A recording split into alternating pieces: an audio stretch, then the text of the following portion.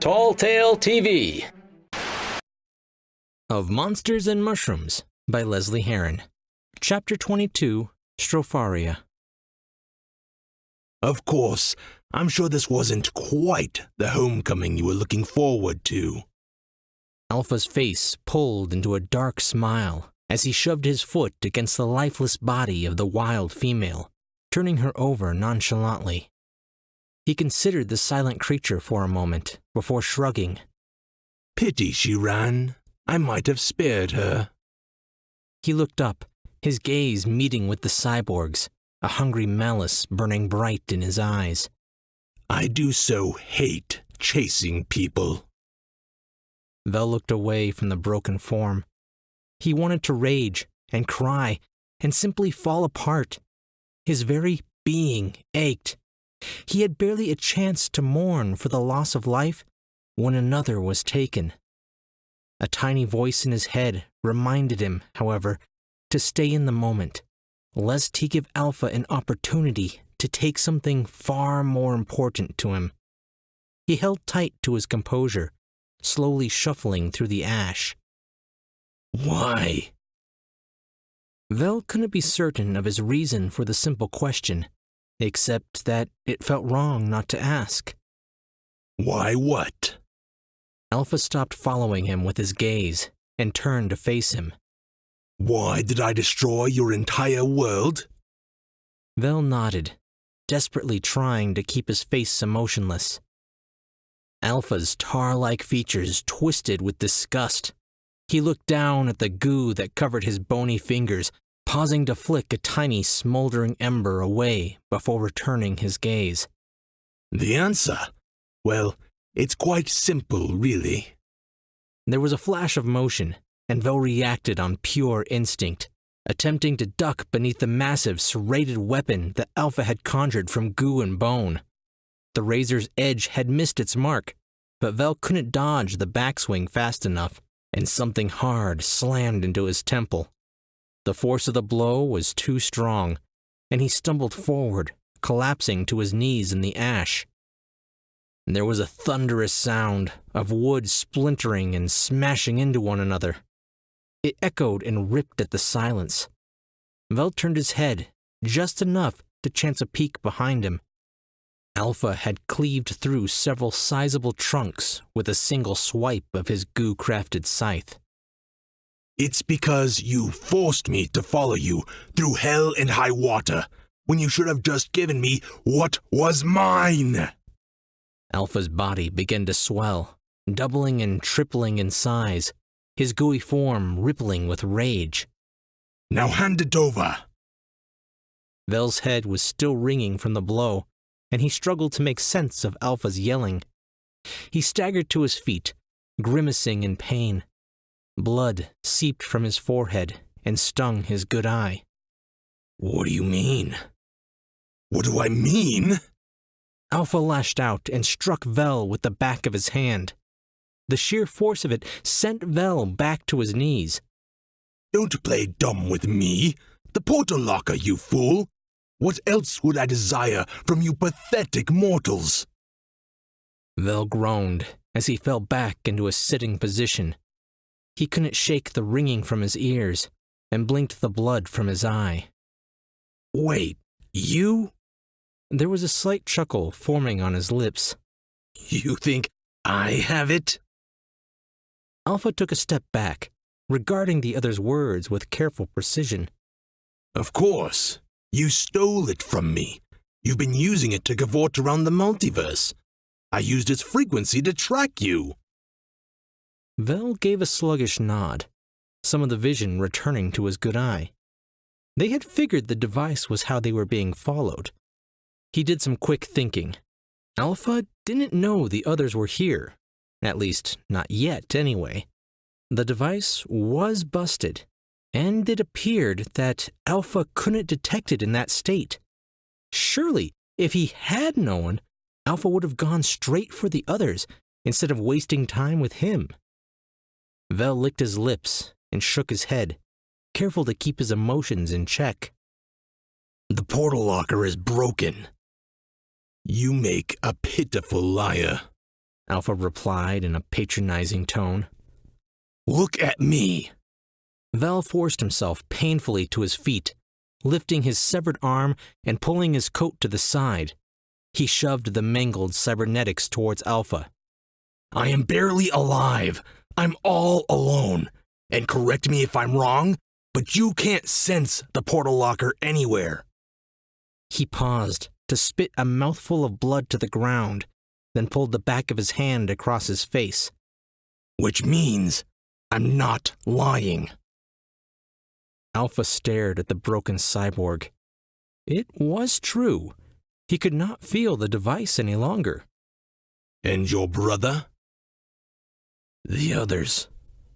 Vel paused and looked down, hoping to create a dramatic effect.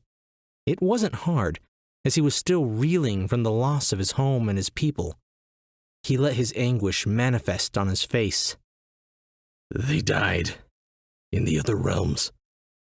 I barely managed to escape. The blood stinging in his good eye was making it water. Perfect, he thought. Now it looked like he was crying. Really sell this act. He looked back up at Alpha. Do with me what you wish, but there's no reason for you to stay. I am all that's left of what you came here for. But this world is nothing but a distraction. Alpha considered him, weighing his words against the truth. If the others had truly perished in another realm, the cyborg was correct that he needn't linger around. He could return to his children and begin their conquest.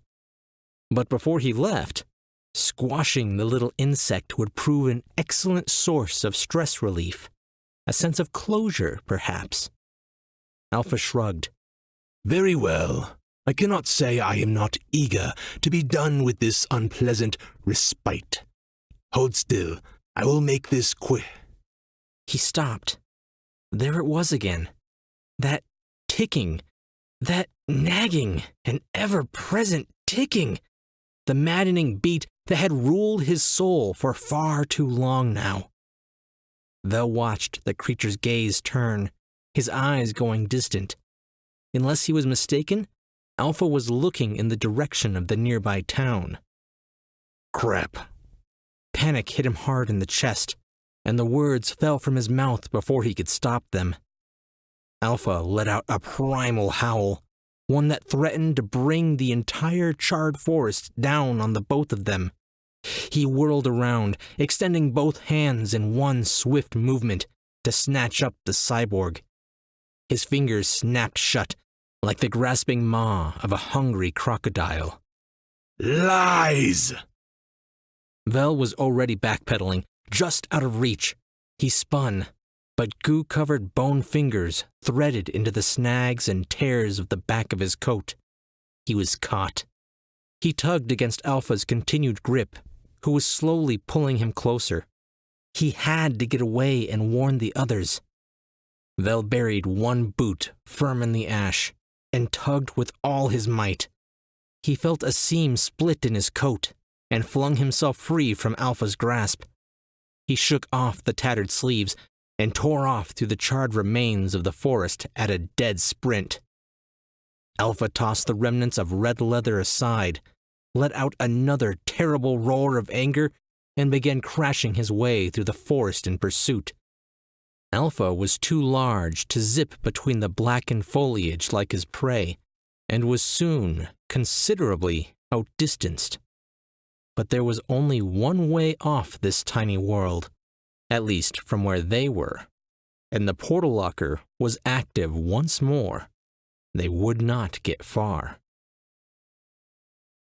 Oh, that totally worked! Attila laughed, nodding with pride at his new amalgamation of technology. Did you think it wouldn't? Eric asked, looking up at the merc and back down at the device, unable to hide the touch of fear he was feeling. Well, there's always a possibility that my calculations could be wrong. Sometimes my brain just does math without me, and whoo boy, has it made some doozies of mistakes. Attila shrugged as he handed Eric the new portal locker that had been cobbled from the remains of the original and his shiny golden device. You owe me a tomato for this. Eric frowned. A what? Oh, or a mech suit. Eric chose to ignore this comment and looked down at the device. The dial was spinning of its own accord and at a rapid speed. Any moment now, it would become overwhelmed with information and likely overheat or explode. And since it was Attila that had pieced it together, the latter was a definite possibility. He pulled a wire from the inside of the cavity and sighed with relief as the dial came to a stop. Upon further inspection, Eric sussed out the issue. Attila, why isn't the dial wired up to the frequency emitter? Attila rolled his eye. It's a countdown timer for the bomb. Duh. Eric slowly moved the device away from his face, holding it gingerly at arm's length. Okay, fair enough. What bomb? You said we needed to collapse the portal to trap Alpha, remember? And for that, we need to convert the device into a frequency bomb. Well, not a bomb, so much as an exponentially increasing resonance field that perpetually feeds back onto itself. Attila inserted his pinky finger into his ear, digging around. Bomb just sounds cooler, though. But how are we supposed to use it to get back to Alpha's homeworld first? Attila extracted a sizable blob of wax, sniffed it, recoiled, and then flicked it from his finger. Jeez, you really need to decide what you want before you ask someone to fix it. Eric pushed a couple of fingers against his lips, trying to contain his outburst. He spoke around them, willing himself not to yell, and to keep his hand from ripping out his own hair, or perhaps the mercs. I didn't ask you to do anything. He dragged his hand down around his chin. I just walked around the corner to take a leak, and when I got back, you said you had fixed it. Attila shrugged and looked around him, glancing up and down the street of the demolished city. Hey, where did the others go? Eric bit his tongue so hard, he was sure it was bleeding. He took a deep breath and lazily pointed in the direction behind him.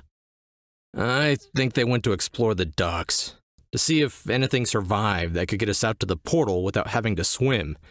Now, be quiet. I need to think about how to fix this. Attila opened his mouth to argue his case about not leaving until he found his hat, when something slid down the ash-covered embankment and slammed right into him. It grabbed on and hauled him to the ground, hard. Help! Zombies! Vel? Eric reached down, tugging his brother off the hysterical merc.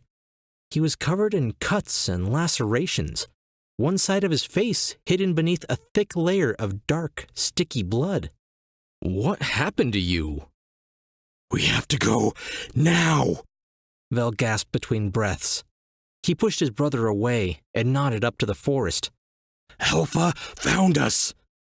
What? Eric was unable to keep the color from draining from his features. How did he find us? That. Vel was pointing at the device clutched in his brother's hands. How? Attila asked, pulling himself out of the dirt. He brushed the ash from his breeches as he looked over at the portal locker. I don't know, Vel snapped, using his bitterness to convey his urgency for leaving. And I really don't want to hang around to ask him. Do you? Attila shook his head. The others aren't back yet. We can't leave Brig and Evan out here alone. Vel gestured in anger with his one hand. Fine, whatever. Let's go already. Stumbling over battered and charred ruins was a terrible way to remember a place from your childhood. Vel nearly lost his balance on a handful of occasions, owing to only one good arm and a worrying amount of blood loss. They passed taverns, small business shops, and even the local grocer. Their contents were strewn about, broken and covered in filth. Homes lay in ruins. Brick and drywall littered the street. Beneath it all, buried in a coffin of ash and rubble, were the townsfolk. Each building, each busted object, each lifeless body tore at Vel. This was their fault. The blood was on their hands. They had unleashed Alpha on these poor people. As the docks came into view, his mood did not improve.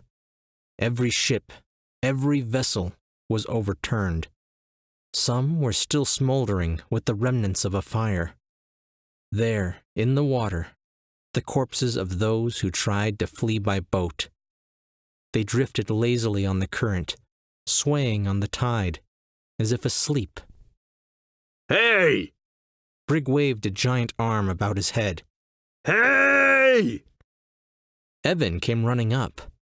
Where you guys been? We got us, well, not a boat, 'cause those are all sunk, you see, but, it floats. He shrugged, looking up at the brothers and Attila. He turned to face Vel, noting his lack of a vibrant red coat. What happened to you? You look like you lost a fight with the blender. Vel opened his mouth to retort, but Eric gave him a hard shove in the direction of the docks. Do that later. We gotta go. From the wreckage of the town behind them, a noise arose, like that of foundations of wood and stone being ripped from the ground. Bricks showered the earth as walls exploded outward. Timber and support beams echoed the loud cracking sounds down toward them. And then the wave of black goo emerged in the distance, bearing down on the town as if the buildings weren't even there. Brig gestured at them wildly, urging them to hurry. He helped them onto what looked like a raft, one at a time. Calling it a raft was giving it too much credit. Brig had somehow managed to overturn a large broken section of one of the piers and pushed it up against the only remaining dock. Once Attila was on board, he heaved against the pillars, and they were seaborne. Brig's momentum only carried them just beyond the dock. Then the raft settled into the lazy rhythm of the ocean, and they came to a stop. Evan looked down at the water, then back up at Brig. Come on, why ain't we moving? Eric looked around the deck of the raft as they floated through the graveyard of battered ships. You didn't get any oars? Brig's cheeks turned a shade of bright red, his bushy mustache twitching defensively. I was rushed, okay? Attila locked eyes with his friend, communicating with him through silent looks. Brig nodded. At the same time, they both extended balled fists into the palm of their other hand, the unmistakable language of rock, paper, scissors. 1, 2, 3. Evan sighed angrily. You're even worse at this game than he is. Attila laughed as he placed his closed fist on top of Brig's 2 fingers. Rock beats scissors. It's your turn to push. Brig's face pulled into a grouchy sort of pout before he jumped into the water just behind the raft and began kicking his mighty legs. Alpha collided with the ocean's edge with such force that it created a massive wave that only pushed the troublesome group farther from him. He began to swell again with anger. They could swim away, but this time, oh, this time, he would not allow himself to be overwhelmed by the turbulence of the sea, nor by its denizens of the deep. The water here was shallow enough for him to gain purchase on the floor below the waves, and he began slogging his way after them, one gooey foot in front of the other. Driven by the desire to crush them between his teeth, Alpha forced himself deeper into the ocean. Soon, it was over his shoulders. He would lose sight of them if he was completely submerged. He began absorbing the water around him, pulling it in to increase his own mass. A move like this was risky, as too much liquid thinned out his protective layer, making him more susceptible to attacks. But they needn't know that. Attila was slapping his hand through the water, sloppily, in an attempt to help propel them forward. He's gaining on us! Swim faster! We'll never be able to outrun him. Eric looked back at the massive creature following them, as if a brisk walk through the ocean was normal for it. Vel pointed at the shimmering vortex. We don't need to outrun him. Take us to the gate. But what about the guardian statue? Evan asked, dipping his own tiny hand into the water in order to help. Eric followed suit and plunged his hand into the water, using it like a paddle. We've been gone for hours. We'll just have to hope it lost interest and went back to sleep. He offered the others an unconfident shrug. Evan shot Eric a raised eyebrow. You sure? 'Cause that's a pretty big gamble if you ask me. Alpha could see they were aiming for the gate. He couldn't sense the portal locker at the moment, so it must be in a state of disrepair. But if they managed to activate it on the other side, they would get away from him again. And he so did not want to chase them over another 9 hells worth of realms. He pushed harder against the ocean, urging his feet to move against the current. I don't think I can do any more, Brig panted as they began to lose momentum. Vel whirled around, glaring at the merc. Unless you want to stay here and be consumed by a giant goo monster, I suggest you swim. But it's really heavy, and my legs are tired, and I hate rock, paper, scissors, and it wasn't even my turn to push. If Eric hadn't grabbed a hold of his brother's pant leg, he was sure that Vel was about to rip Brig a plethora of new ones. Stop fighting. We're almost there. Just a little. Eric's voice fell away as he turned to see a giant hand emerging from the ocean, much like a submarine would surface from the deep. It was reaching out for them, and any moment would crash down, smashing their raft and sending them sprawling into the deep. Abandoned ship! Evan cried out, diving into the waters. The others had managed to jump into the ocean just as the monster hand smashed into their pier boat. Shards of wood and thick planks showered the previously calm waters as a geyser erupted from where Alpha sank his hand. Eric grabbed on to Evan and Attila, pulling them in close. Ride the swell! A giant wave began to build, slowly gaining speed as it barreled towards them. Brig grabbed Vel by the ankle with one hand and wrapped the other meaty palm in the fabric of Attila's poncho. Alpha noticed too late and tried to reach for them again, but the wave pushed the sea-soaked travelers right into the vortex, and his open hand slapped against empty ocean. He let out another roar of anger and continued to push his way through the debris toward the gate. Of Monsters and Mushrooms, an ongoing series by Lesley Herron, is a crossover fanfiction mixing her own characters and settings with a few of those created by author J.D. Wiley. She writes for the fun of devising new ways of messing with her characters and seeing just how much trouble they can get into. You seriously turned our ride home into a bomb. What? I was trying to help. Besides, it's not like I don't know, forgot that boats don't push themselves. Hey! No, he has a point. This coming from the guy who got in a fight with the mirror? I was taking drugs. Well, admitting you have a problem is the first step. Says Mr. Anger Issues. Listen here, you pygmy-marrying twerp. I am not in the mood. Whoa. Can't we all just get along? Stuff it, big guy.